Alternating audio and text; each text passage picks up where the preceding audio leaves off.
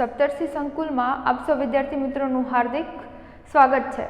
આપણે આગળના ચેપ્ટરમાં ડાયરેક્ટ ઇનડાયરેક્ટમાં અલગ અલગ એક્ઝામ્પલ જે છે એ જોવાના, એની પહેલાં રૂલ્સ જે છે એ શીખા કે ડાયરેક્ટ ઇનડાયરેક્ટ કોને કહેવાય ને એમાં કયા કયા પ્રકારના ફેરફાર થાય તે જોયું। તો આમાં આપણે આગળના પાર્ટમાં અમુક એક્ઝામ્પલ પેરેગ્રાફ ટાઈપ આવે છે 4 માર્કમાં એ જોયા, અને અમુક એક્ઝામ્પલ જે છે એ આપણે કન્વર્ઝેશન ટાઈપ આવે એ રીતના પણ જોયા। ને આ જે એક્ઝામ્પલ જે છે એ માર્ચ 19 બોર્ડમાં જે છે એ પૂછાયેલો છે, તો આપણે આગળ આમાં જોઈએ। તો હવે સર્વનામમાં થતા ફેરફાર કરવા પડશે આપણે, પછી રિપોર્ટિંગ વર્બ અને સંયોજકમાં થતા ફેરફાર, અને કાળના જે વર્ડ આવે કે મિઝાર, વોઝ, વેર એનો ફેરફાર આપણે આમાં કરશું।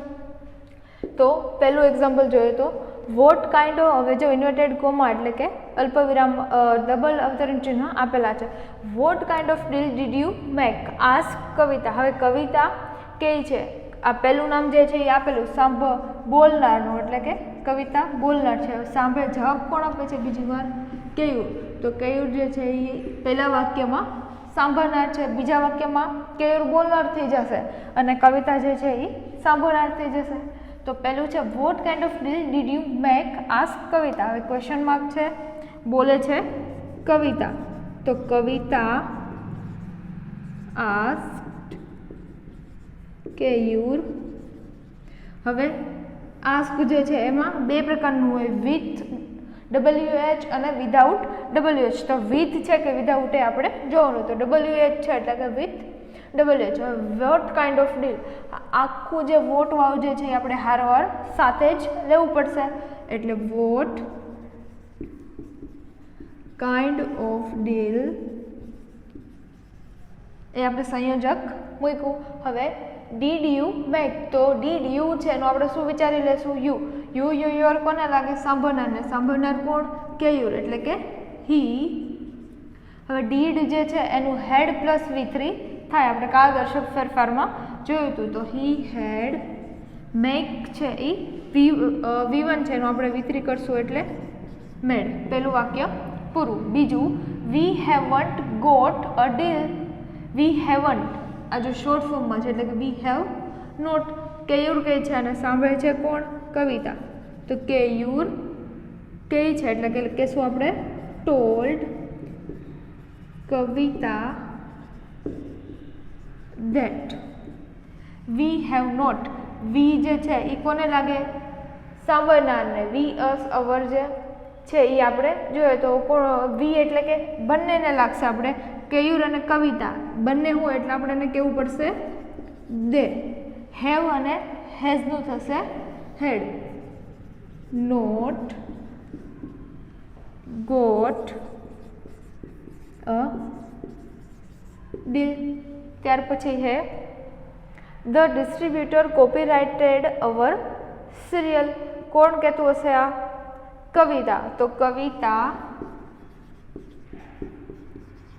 હવે કઈ છે એટલે આપણે કહીશું told Keyur that the distributor, એમનું રાખશું ધ ડિસ્ટ્રીબ્યુટર કોપીરાઇટેડ। હવે આ સબ્જેક્ટ પછી V2 આપેલું છે તો આપણે શું કરશું? Had plus V3। તો હવે જે છે અહીંયા શું લગાડશું? હેડ। કોપીરાઇટેડ જે છે V2 છે અને એનું V3 પણ એમ જ થશે, કોપીરાઇટેડ અવર સિરિયલ। હવે કોનો વારો આવે? કેયુરનો। તો કેયુર હવે જો શું કહે છે? It is about rabbit and this time we will copyrighted it. હવે ઇટ ઇઝ અબાઉટ જે એટલે કઈ છે? Told Kavita that. ઇટનું ઇટ જ રહેશે, ઇઝ જે છે એનું એમિઝાનનું વોઝ થાય તો આપણે એનું વોઝ લખશું અબાઉટ અ રેબિટ એન્ડ ધીસનું થશે નિશ્ચિત શબ્દનો ફેરફાર, ધીસનું ધેટ ટાઈમ। હવે એમાં ને એમાં કઈ છે? વી વિલ એટલે આપણે એડેડ કરશું, એન્ડ એડેડ ધેટ વી જે છે એ કોને લાગે? કેયુર અને કવિતા બંનેને, એટલે એમાં આપણે લેશું દે. હવે ડબલ એલ છે એટલે વિલ, વિલનું થશે વુડ, શેલ અને વિલનું થાય વુડ કોપીરાઇટ ઇટ. હવે આપણે આમાં જોયું તો આ એક સાથે આપેલું હતું વિથ ડબલ એચ, એટલે એ આપણે એક ફેરફાર કર્યો. ત્યારબાદ અહીંયા વી જે છે એ બંનેને લાગે એટલે એનું ધે કર્યું. પછી અહીં સબ્જેક્ટ પ્લસ V2 આપેલું હતું એટલે આપણે એનું હેડ પ્લસ V3 કર્યું. અહીંયા ઇઝ આપેલું હતું એનું વોઝ કર્યું. અહીંયા ધીસનું ધેટ કર્યું. અહીંયા વી વિલ આપેલું હતું એનું આપણે વી વુડ કર્યું. અને જે વાક્ય જે છે એમાં રિપોર્ટિંગ વર્બનો ફેરફાર થતો અને સંયોજકનો ફેરફાર એ આપણે અહીંયા કર્યો. તો હવે બીજા એક્ઝામ્પલમાં જોઈએ. માર્ચ 19માં પૂછાઈ ગયેલો છે, Prakash, how beautiful you look in this dress, from where did you buy it. બોલનાર કોણ? પ્રકાશ. અને સાંભળનાર કોણ? રીટા. તો જોઈએ તો પ્રકાશ. હવે અહીંયા જે છે શું આપેલું છે? ઉદ્ગાર ચિહ્ન એટલે કે exclaimed. How beautiful you look in this dress. તો હાઉ તો નીકળી જશે, એ વખાણ કરવા માટે છે. તો જે અહીંયા એક્સક્લેમ જે છે વખાણ કરે છે એટલે શું કહીશું? એડમાયરેશન. પ્રકાશ એડમાયરેશન ટુ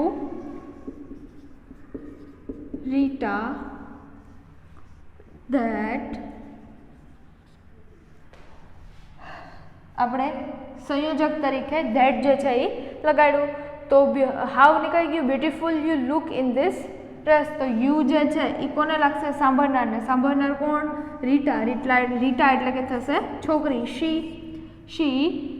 હવે શું આપેલું છે અહીંયા? Subject plus V1. તો આપણે એનું કરશું સબ્જેક્ટ પ્લસ V2. તો યુ લુક્ડ બ્યુટીફુલ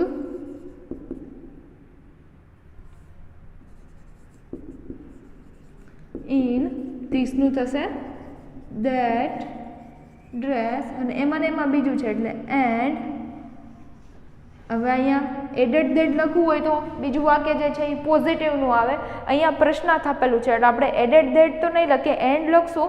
અને એની સાથે આપણે ક્વેશ્ચન માર્ક વાળું વાક્ય હોય તો આપણે આસ્ક જે છે એ લખીએ. તો એન્ડ આસ્ક્ડ કોને કહે છે? કવિતાને, સોરી રીટાને. And ask to Rita. હવે WH આપેલું છે ફ્રોમ વેર. આ જે છે પ્રેપોઝિશન છે, ફ્રોમ છે એ હંમેશા એની સાથે રહેશે. તો ફ્રોમ વેર ડીડ યુ છે એનું યુ ડીડ કરી નાખશું. તો યુ કોને લાગે?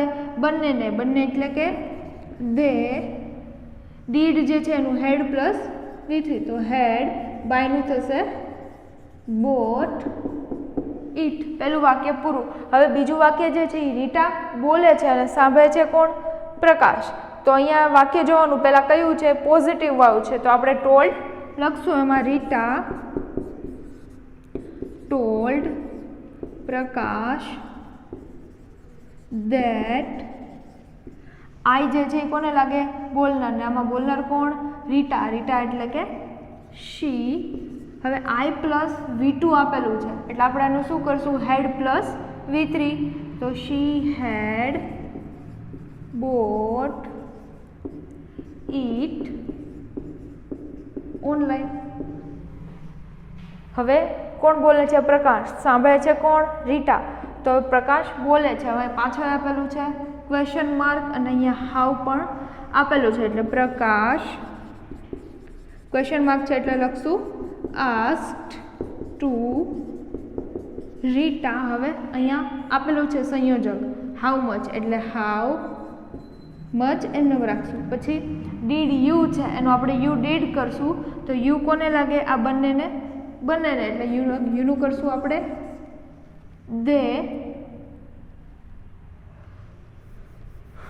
સોરી યુ જે છે એ કોને લાગે? સાંભળનારને. સાંભળનાર કોણ છે અહીંયા? રીટા. રીટા એટલે કે શી.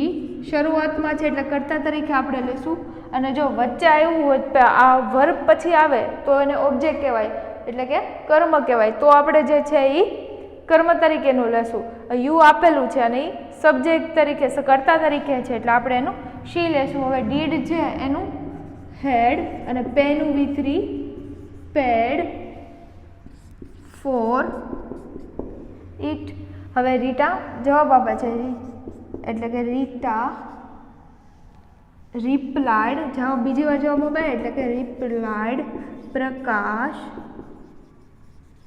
that ₹2000. એટલે એમનો જ આપણે લખી દઈશું ₹2000.